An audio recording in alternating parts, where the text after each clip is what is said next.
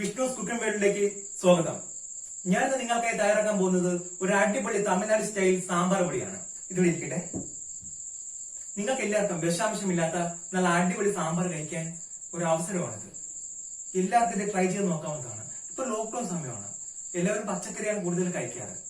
നല്ല രീതിയിൽ നിങ്ങൾക്ക് വീട്ടിലുള്ള ചേരുവകൾ വെച്ച് തന്നെ തയ്യാറാക്കാവുന്ന ഒരു സാമ്പാർ പൊടിയാണ്. നമുക്കപ്പോൾ വീഡിയോയിലേക്ക് കിടക്കാം. സാമ്പാർ പൊടിക്കായിട്ട് ഇൻഗ്രീഡിയൻസിൽ ആദ്യം 3 ടേബിൾ സ്പൂണോളം വരുന്ന പച്ചമല്ലിയാണ്, 2 ടേബിൾ സ്പൂണോളം വരുന്ന കടലപ്പരിപ്പാണ്, 10 ഗ്രാമോളം വരുന്ന ഉലുവയാണ്. ഇത് സാമ്പാർ പരിപ്പാണ്. 25 ഗ്രാം പച്ചരി, 2 ടേബിൾ സ്പൂൺ കായം, 1/2 ടീസ്പൂൺ മഞ്ഞൾപ്പൊടി, 15 ഗ്രാം കുരുമുളക്, 1 ടീസ്പൂൺ ജീരകം, 25 ഗ്രാം ഉഴുന്ന്, 2 കൈപ്പിടി വരുന്ന വറ്റൽമുളക്. മിക്സിയിലിട്ട് നന്നായി പൊടിച്ചെടുക്കുന്നതിന് മുൻപ് നമുക്കിതെല്ലാം കൂടി നന്നായിട്ടൊന്ന് മൂപ്പിച്ചെടുക്കാം. ഞാനൊരു പാത്രം അടുപ്പത്ത് വെച്ച് കഴിഞ്ഞു. സാമ്പാർ പൊടിക്കാനുള്ള ചേരുവകൾ ഓരോന്നായി ചേർത്ത് കൊടുക്കുകയാണ്.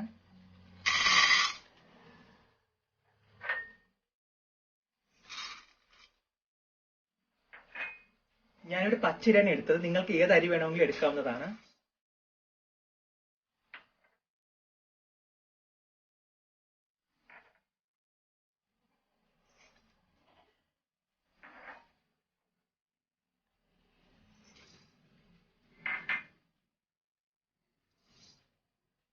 ഞാനൊരു വറ്റൽ മുളക് ഇടയ്ക്ക് മാത്രമേ ചേർത്ത് കൊടുക്കുന്നുള്ളൂ. മുളക് കരിയാൻ സാധ്യതയുണ്ട്, അതുകൊണ്ടാണ്. ഉലുവ കൂടി ചേർത്ത് കൊടുക്കാൻ പോവുകയാണ്. ഞാനിതെല്ലാം ഒന്നിച്ചാണ് മൂപ്പിക്കുന്നത്. നിങ്ങൾക്ക് വേണമെങ്കിൽ വെവ്വേറെ മൂപ്പിക്കാവുന്നതാണ്.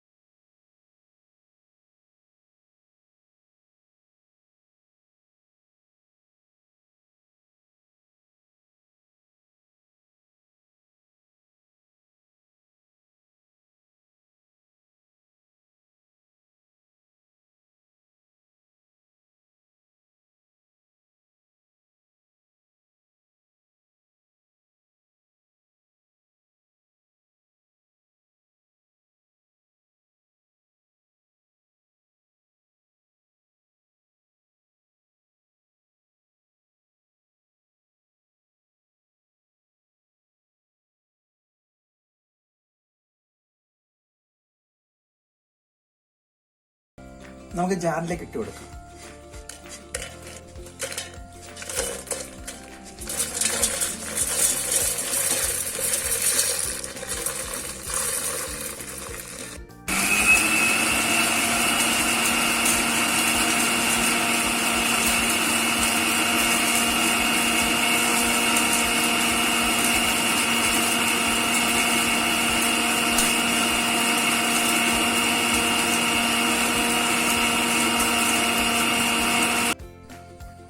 ഏകദേശം നല്ല രീതിയിൽ പകുതിയോളം അരിഞ്ഞു വന്നിട്ടുണ്ട്. നമുക്ക് ഇതിലേക്ക്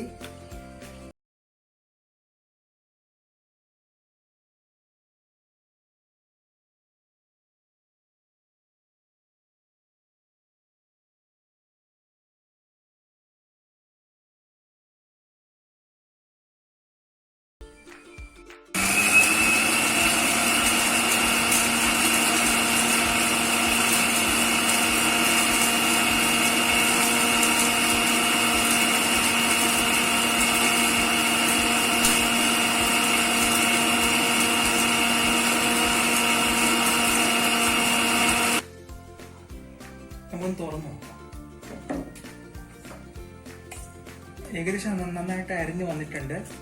നമുക്ക് അവസാനമായിട്ട് ഒരു സീക്രട്ട് ഇൻഗ്രീഡിയന്റ് കൂടി ഇത് ചേർക്കാനുണ്ട്. നന്നായിട്ട് മൂപ്പിച്ചെടുത്ത കറിവേപ്പിലയാണ് നമുക്കിതിലേക്ക് ചേർത്ത് കൊടുക്കാം. നന്നായിട്ട് പൗഡർ പരുവത്തിന് അരച്ചെടുക്കാം.